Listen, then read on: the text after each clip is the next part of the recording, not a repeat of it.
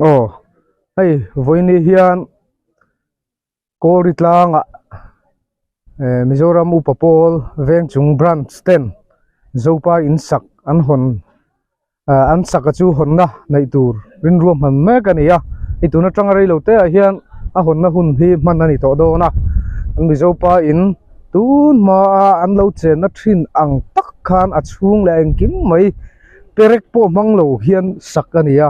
a hlu em don ani thang thar tena kan zir tham atlingin a rin omani tin hemi hnuah hian in hon na ten ai hnu hian ser chip history chungchang zir ho na nei ani dona kan mi thiam tak tak te aizol lama tangte an ron kal boka chuan program lo tling le lo khak tak man tumin in bu seina kal meka in tlai lama hian chahlui ki ho tur po ruam man na nei ni in tun huna hian hei mai har mai aku chek to ni tiền liệt thầy em một giọt đèn cần có lên bùa sậy rút mày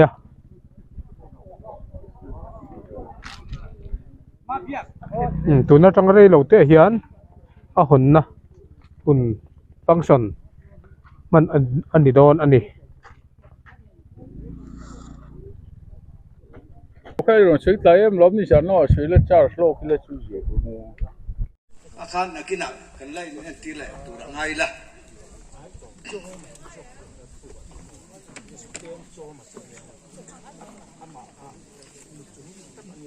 yan hei pona hunma thunna te kan siama thunna hi duai na tam lo mai theya ole hei kan in sak hi ahong tua tan tu dang ruat chuang loin kan village council president pubi vanangura kan ruat top maya anni village council member te hi kan VCP le thopui te hi kan insak na le MOP kan thilti kong tinrena thei to pamin tran pui tu te ania koinia po hian kan in sakhi in hongdon ani tikhan ribon vel po kan thung ve lawa tian a hon lai kha en du chuan he ta ron ding suak mai nga tikhan kan dau top maya hi kan VCP pubi vanal ngura kan so manga program hi kan siar lo kange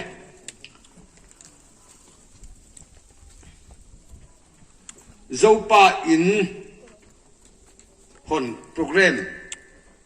me ninga zirtop ni dar sau pani le san ve tia hong tu pubi vanal ngura VCP huai tu PRLB wara president MOP Wengchung branch khunser puwan rang ma ka treasurer MOP report Pulal eng moya secretary MOP Puar lung khama financial secretary MOP Thusai pusei thuama yelo kalem solo Zaimin oi turin tlangvalal biak lua kan be sei buka tin thusai hi kan VCP kan be seya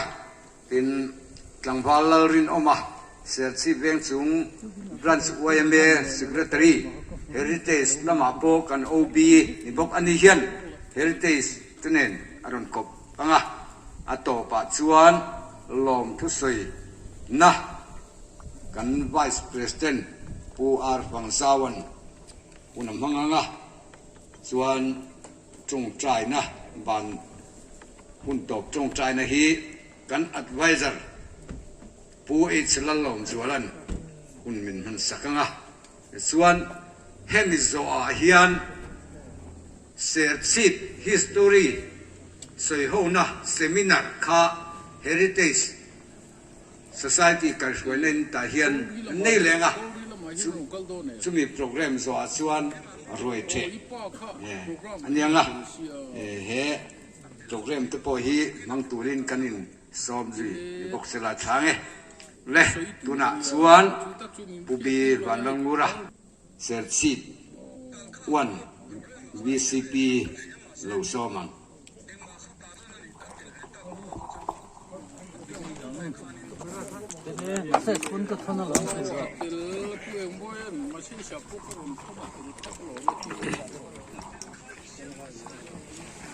vô in mẹ ninga sáng hi sông ni le pathum hian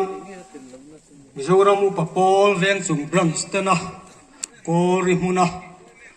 zopa in an sak chu adua piang in dim doi le tangkai taka an man thei turin lom takin ka honge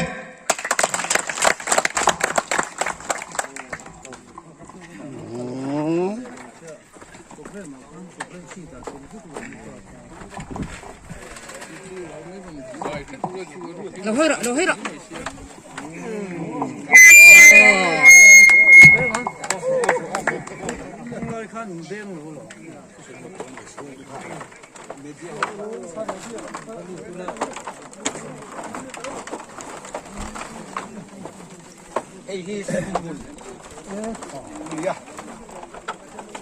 Hei thanglama artsiar te oma arpui bom te arbom te oma ching al thor bur te oma chuan hei chaklama sum oma suk te oma thing khon te om boka chuan hei kong khar ar dam bang nia hei hi kong khar kha rel hei rel kong khar ni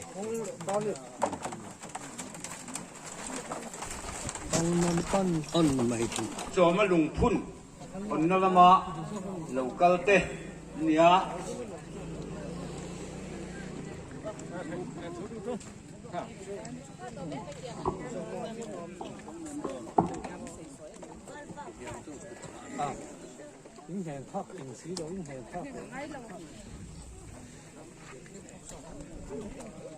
an VCP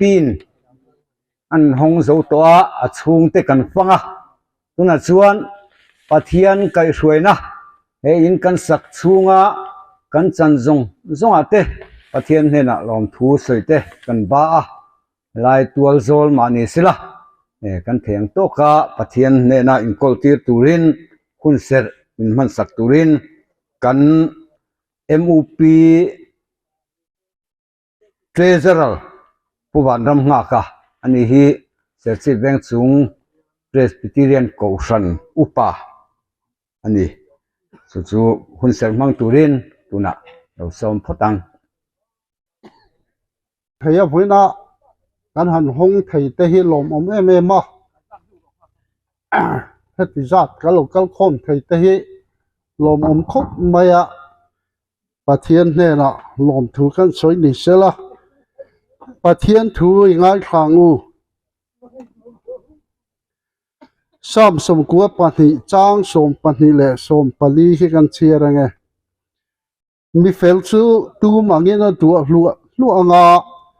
Lebanon tlanga thing angin athang uakang tarnuwa po anlara fowanga tuipai chewin an hring luang hinia in plema han soi kan du chu tarnuwa po anlara fowanga tuipai chewin an hring luang ti lai hinia upa te kan nia kum somruk chung lam hi upa pol member chu kan ni maya ma se hetiang ang in kan han sa thei te hi lom om khop maya tin upa member ho te po mi te ta na mal som na ni thei na kong tam tak kan ne chu nga te po chuan ma te po kan la zela ti hian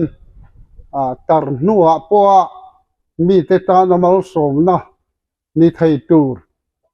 mi ten kan zaran so thei tura upa pol alo dinga thil tha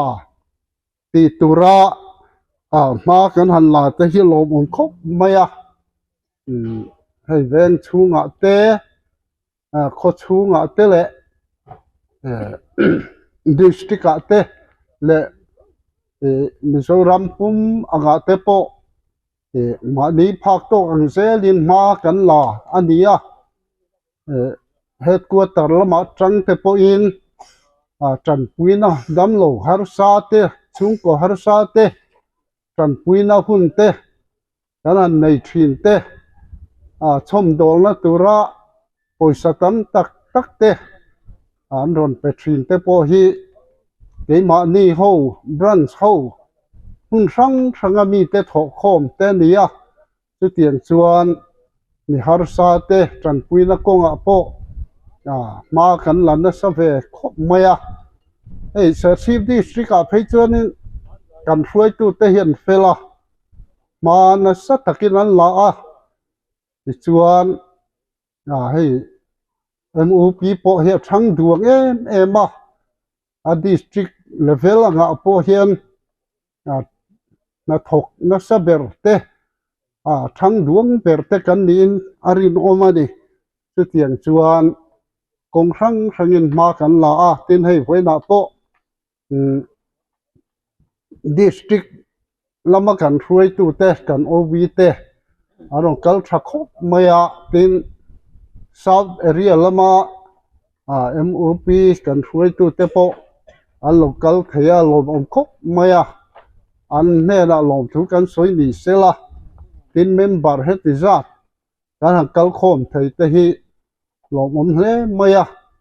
khuaten min bum ro lova hetiang anga kan program lo ruwa man to te pathianin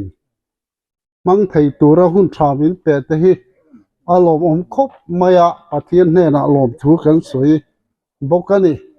chu wangin kunin trong trai introduction han tilokila serchip veng chung branch MOP OB te khongain ding teng a committee member zong kha a om zong committee member chin kha in ding teng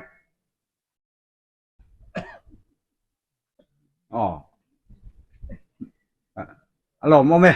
thuro le kal kimchi alo wa chuan hey kan district thuai tu te OB te kan soma local the khongain han ding ve lok te se elai mi hi putilal rongbola kan district president ania elai mi hi pu sialram ngaya kan vice president ania laya akor pol deuh ha hi pu lal chuan moya kan secretary ani lo mu me area lama kan hruai tu te kha khongain han ding ve te le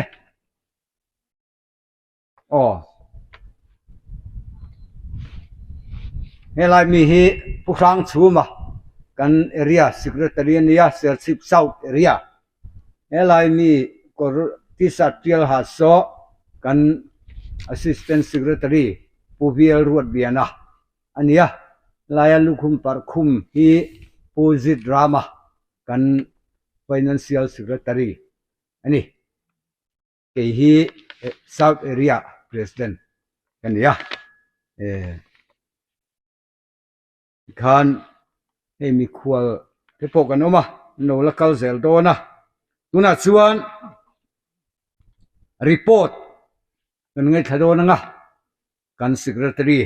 pula leng moya isromang ola hei win hei kan be sei phak bakin kan ko kim tha ziwa ma ra chu wini hen heritage te hian in program thanan an siama ma ra chu ani a kha in rol lo thei ta si lawa kanan ti ruala chuwang chuan ani hi kan throi tu heritage lama kan throi tu then khat te hi aizol lama kan khwal lian te nge ngemo soipui le thil inko muin an la thang bo me ka nia le hi emi zo pa in kan an sa hi kan an erve ang reng viwa kumin February ni som pariat khan executive committee kan han phara mi zo pa in sak hi kan soi ya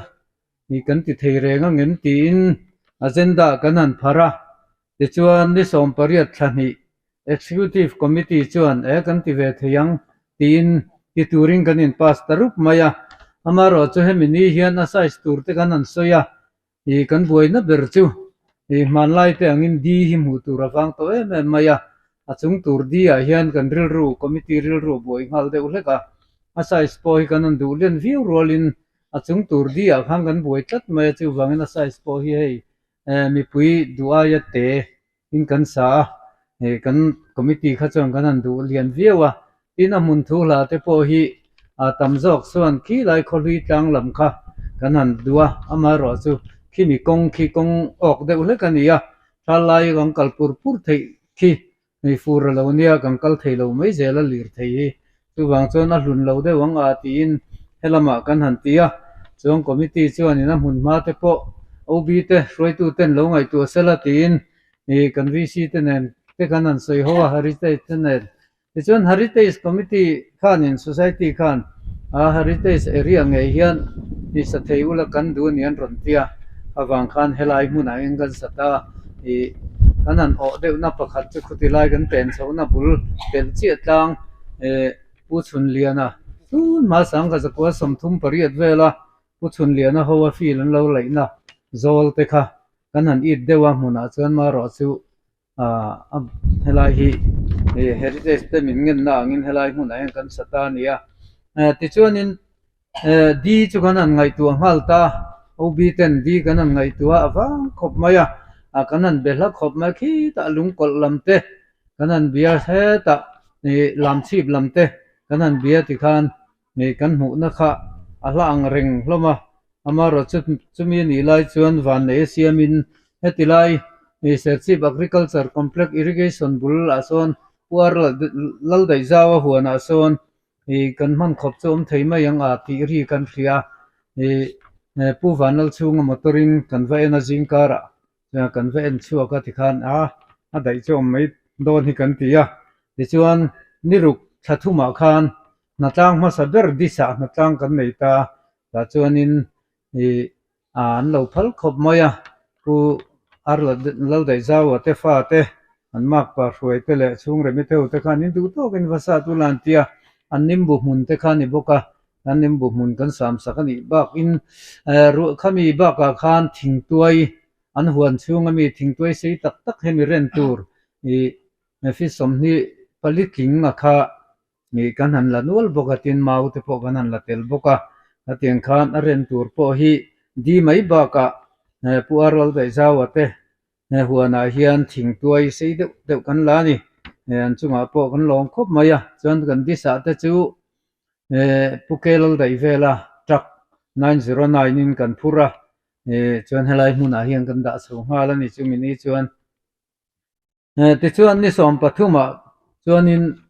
committee mai baka khan man rot na tlang man rola na tlan kan an nei le a enza ta kha soitong khan za som ko pakhat kan senga an soi to long kha chu chuan na tlang hi voiriat kan nei ni kha report thei chin ni mai te se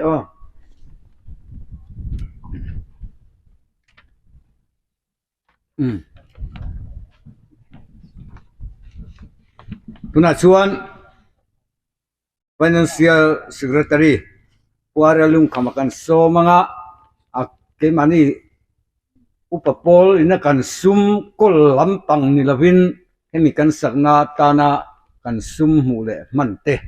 kha secretary report a khan hontel ngol to khabak po kha report tu lom aniang chu puaralung khama so mang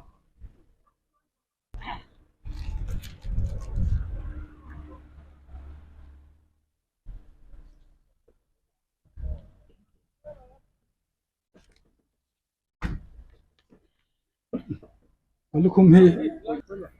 hei misila kan chairman a soitang khanin kan report tur hi hemi in kan sak de bom thilvel chak ania sum MUP sum ang chi khat kan report don lo ni ka thela mer kai thak ta khanin he in kan sap tu re hi na committee nan pass an kan han pass nu khanin tinga kan tiang han tia simle pai te lo ngai ve don sia ni tina emo an tan ni khon ni a emo a hela han kala han ti vela tur hianin kan upatang hnam sia kalvel hi kan thei don si lova tia chu te wang chuanin budget hi siam ve phut mai la thang kan tia chuan budget te ka han siam ve nè amun tu po chen main di an sat top maya akal kong tur le ilo vel po kan ngai tu lo ka kan heritage society lamatangin ka tangwal pela tekhan seat history nakina seminar an soi ho tur akha anon semdona no chiarlo turin tikhan thingpui te pokha lain no chuan lo in mop zel mai ulangin thange kunset te kan lo mang zo to tuna chuan VCP kan so manga chumi zo chuan zaya min oi turin tlangphal lal bi ruwa kan so manga chu tiang chuan helai ziak sa hi kan han thak kheng lok anga kan VCP in min hon saktu kan khwal lian nan ne mang chu pu bi van lal ngura no so mang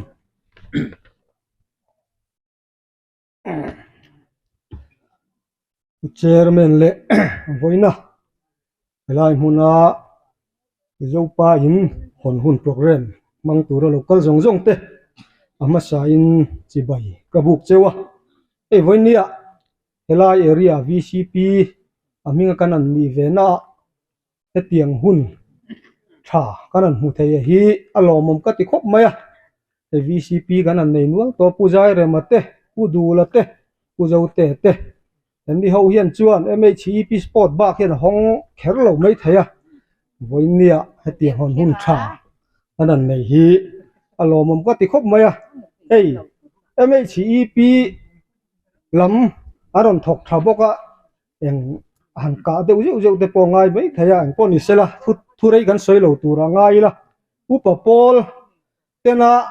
he in saganan rel tranti atang khanan phure emaya anni tuka pol active thahen omlo mai thein ka hria I zanan rela tu ka dap tho tur khan buai pui ngala an phi sun ngal maya an tu fa te ne na dap thonga yan tia tiang kan nor tu ta tiang chuan an rel tu ka tangin man la ngala an buai me ma sum le pai thatam takan senga chu ti lain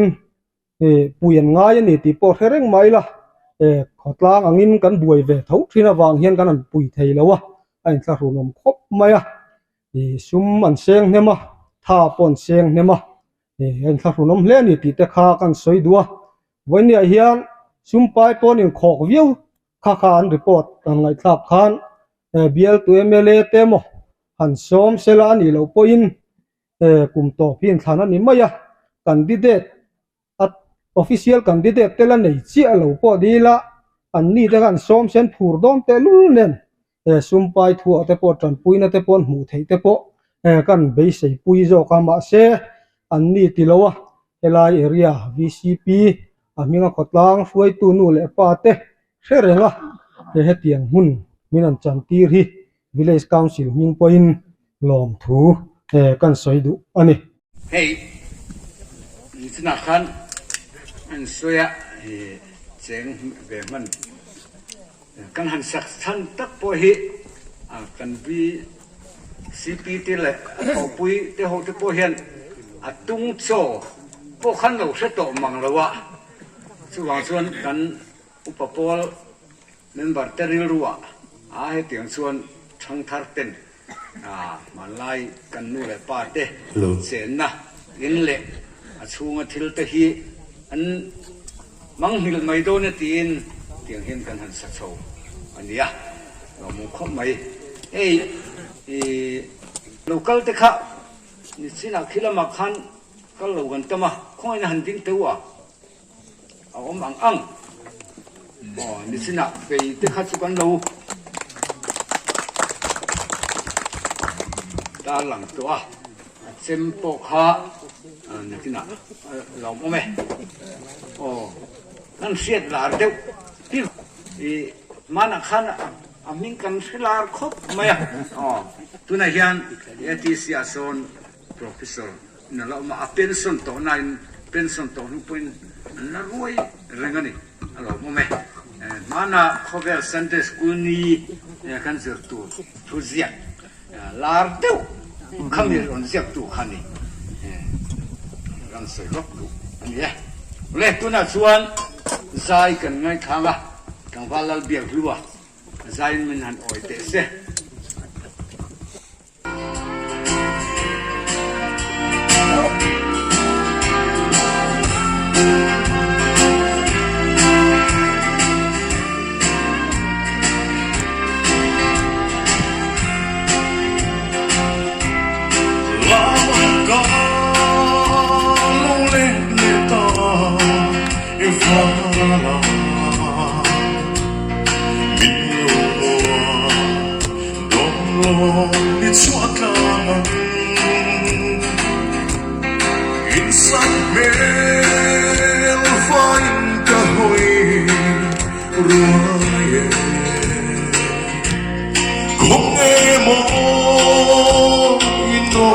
lên rùa tên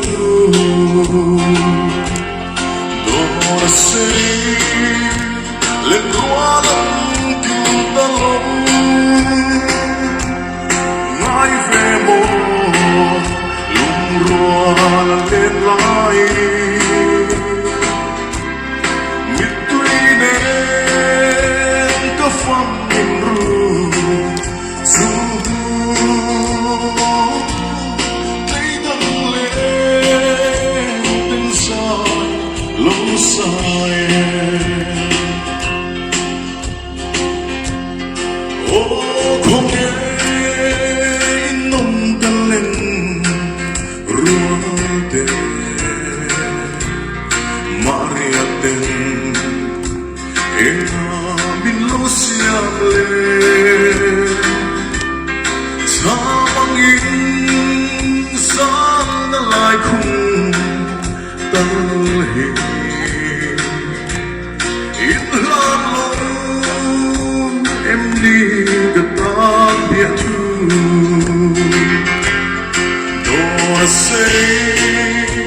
lên hoa lòng tim ta lòng ngài về mồ lùng rùa lên lại vì tuy nên có phong in ru dù thấy tâm lên bên xa lúc xa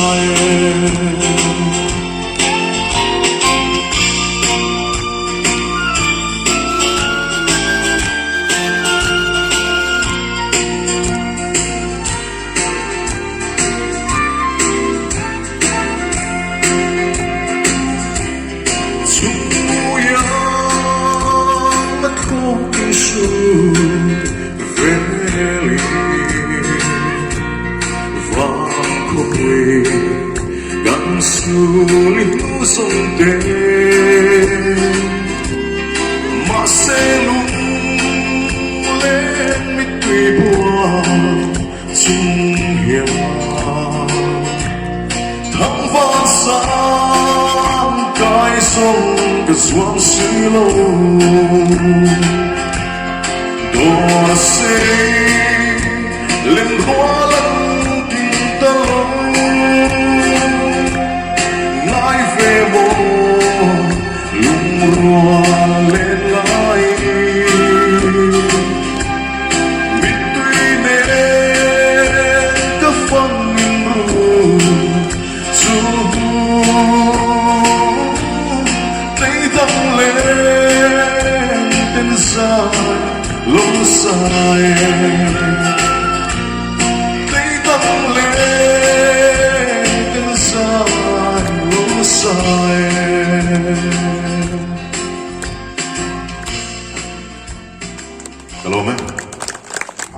hey kan zinga hian putu saka put ser chip nu le pa tena kan riat put chun liana papa putu saka rontel ve nol maya khomen han ding lok de sia an hoi kolte lo mome ani hi ser chipa zirtir tu masaber put chun liana papa ani usi lai zona akasian la kan ti ve ngot nya hay hi thằng thu te po phu thiam tak thu thiam nia ta lang zoi nia hey kan VCP in min hon sak tu khan puang lo mun ti khan lo dong mai lat tin na a puan lo tan son ka ui dewa cheng sang hi min pe ni lo mo me khong en MHCP OB te kha handing te wa OB MHCP OB te kha alo mo me ani thu soi na hun kan pelem lo ti chung suan cheng sang khat tran puina min on pe ni kut beng la alo mo me tuna chuan thu soi kan ngai thalenga kan wal rin oma secretary beng chung branch me ani hi heritage dam tinen po aron sei kop nok don ani lo somang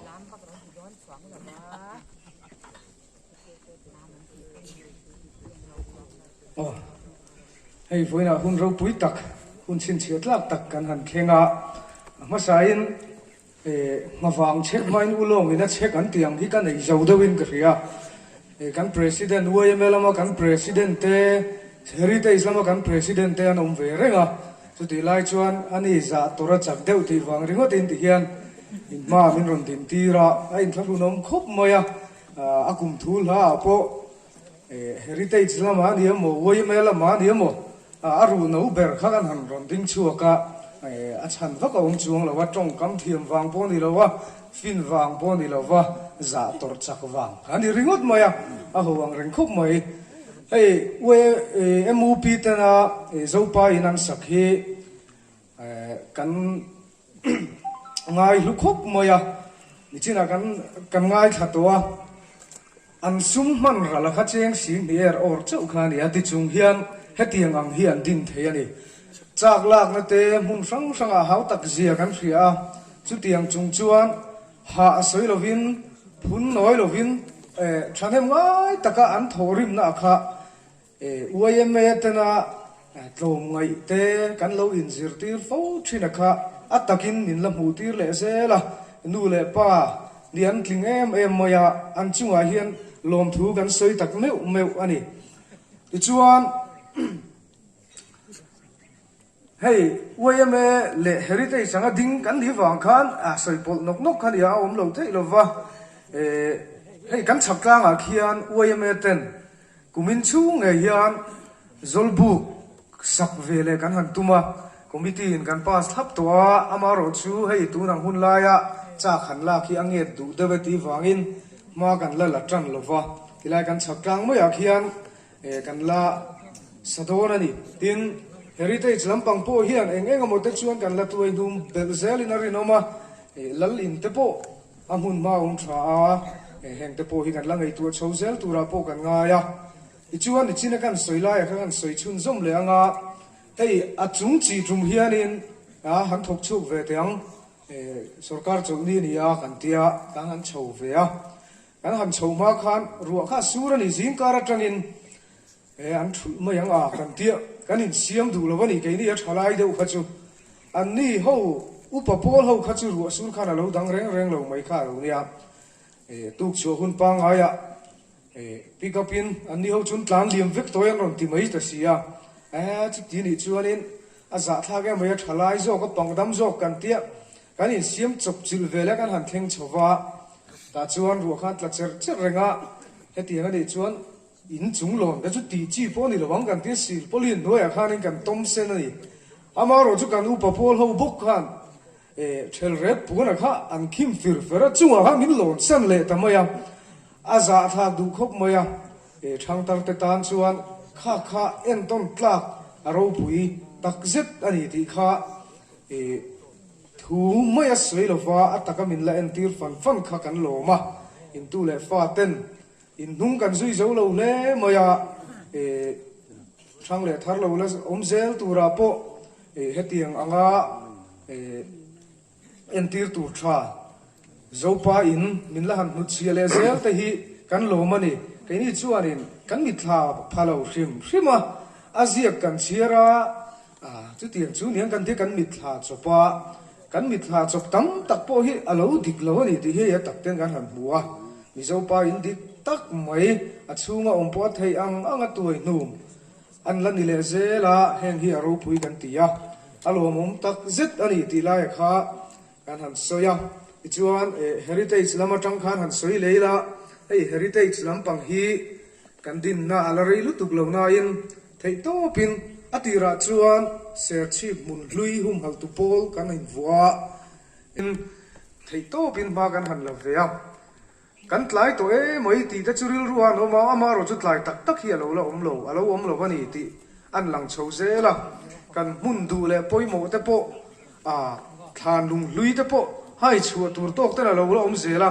ei kan chak luk motor da na bul luk ata hian nikum deu mai khan bel te man lai bel te po kan hai chua kan ni chu tiang chuan kan thei to ka ma kan lan sa le voina rong kal khom te ser chi mun rang atang le khorang atang local te po in han friat sakre ula kan dua kan malak na te kan ram ta na ni ti ria thanem ngai ta kan in troi om zel hi a lul ber tur po ani ya tiang chuan thei top chuin he ser chi history chungchanga thil chiang tok lo te le riat fu lo te po yang tin la riat chu lo te po mang chu tiang kong ha chuan thanem ngai taka in tho pui zel tur po in kan han som chu ani ni chin khan kan throi tu khan introduction khatle ma zong kha apea ala pen mai ne kan friat do hei Mizo Writer Association President Puara Lian Zuala din tir ver him te ang ani hi sal so ma in hun hong tu kha ani ya Mizo Writer Association President ani ya rang bana kolei cha thok thina pension to chuan hei pi din pui te puchana te serchil college lama tang te poin anun kal buka mi anni khanun kal dana kha Mizo History Association ayo vek anni ti kha kan han soi lang lea ti chuan thu soi tur kan han mi a khan wemela ma tangin heti ni khuat hau nei lo da chuwa an ti de wan yang throi tu pui ten tle ma zong hei kan MUP te lom puina kan lan ve don ni an ti ya kan chairman lo ding sela kan in lan anga ka hun chu adu to mai do nia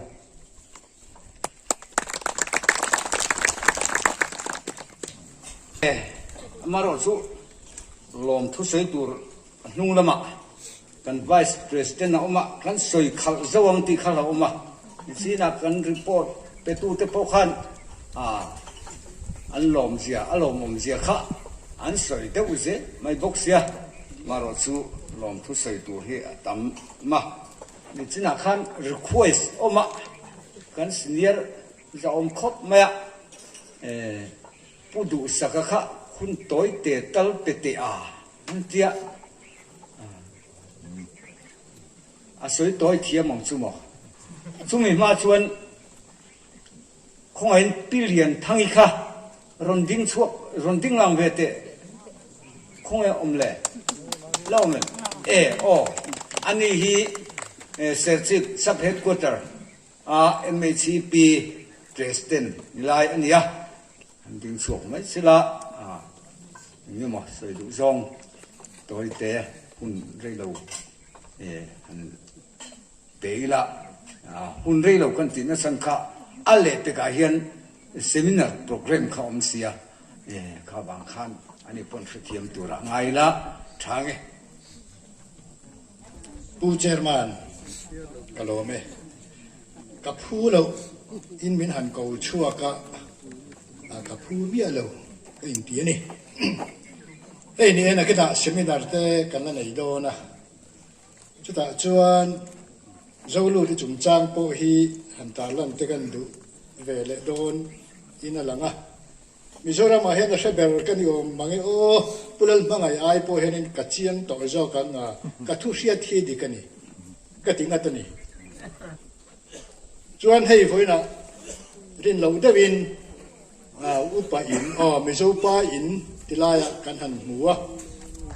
cái hiệp lu cái tia cái point Mizo history hi cái lâu vây về chỉ na cái ngay bôi mua hết tiền in ang chi te hi nia chu mà khum ai te po om lova alo om thei si lova mà cái nào te chuan thà zo khai ai chẳng plung zo te po nan la sa anga nia thang thar se te hian kan mi zo thil hi kan shalo em maya upa pol te nan ti tur dik ta kan ti ani ti hi voina ka soi du alom om ka tia chu ti rual ro chuan YMA nen hianin inda sang lu tuk lawang u i thok kho zelang u khotlang tan hian kan YMA te pon upa pol ron na chang siela upa pol te pon YMA ti khan thok kho zelila he in po hi a him reng don ani chu ti anga chuan alom om ka ti khop maya chuan na kena Mizo history kan han ti te hi siat fi alo hi kan nga le maya apakhat kan soyanga khuang chera pu kan han ti te po khuang chera chau kha mai na lu te an tia ani lawani ti hi ka hachia palian lu ta ni zokina ti te po research ka be ina tangin ka hachua ka chu tiang chuan introduction ang ringin zo lu de chung chang hi ka be ve na se mem maya ei chin khan an din tir to pe wanal tani kha ani khanin mi masa te zia kha aron la chua kan ni maya ani in research nei lova nia asiat dan le khabua lo chuang sa kha aron la chua kan ni maya khata tang khanin bo ruak aron al chowa thudik hi hailan angai ani ti hi Karirua alien maya zolu ti chung changa kher chuan sa pho sul nuania mizo tena in tha chona kan soi in chon mei ni lo thu dik chu in zia om nge yang ti hi karirua alien ma chu ta tang chuan in research ka be chho ve ta bor pui kheng ten ka kala hey durbin tenen kompas tenen ka be thave rupani chutiang chuanin i mun sam sanga te ka kal la tin khatianga general drone law le ho te thang lian te ho te aron kalna chin te kha ka chuya an thujiak te le mun sam sang te pu chutiang chuanin kalo be ve sepa chutiang vel chuani hetilai po hi ka to mun ne sai lam po ka to mun so ti lampo sel chip kholui lampo ka to nguna chu tiang chonin ti la hi ka mi khwal lo em maya tin chu ba ka mi china nan soi ka pa te om na mun te lo ni ve to chu wang chonin ti lai mi te hianin min ti khua min ti nei tua chu tiang bukin kai point ka nei tu ani chu wang chonin voi na hianin kata kan ti ve ni chu kapa pingin chibai kan bu chewa hey trong pui lung len tlang te po hi kan se fo ani ming hi uchali te po khanin in lem khwanan te kan mang thina hoi nuam sia tlai lam to hian chuanin rong bol zo te hianin kan han kala kan han chuang thina ti te he soi thina cho vang chuanin he tu lai mun mai ka sia ka ve na se me ma ei upapol te hi Mizoram loading hi awa van nei thak em ti hi takin thang thar zel tan e kan BC president ina Soyang Khan thang thar zel te tan mun lu kan lo buat sai reng alo ni ti te po hi voina kan sa thar le alom om ka ti khop mai in za vai chung alom thu ka soye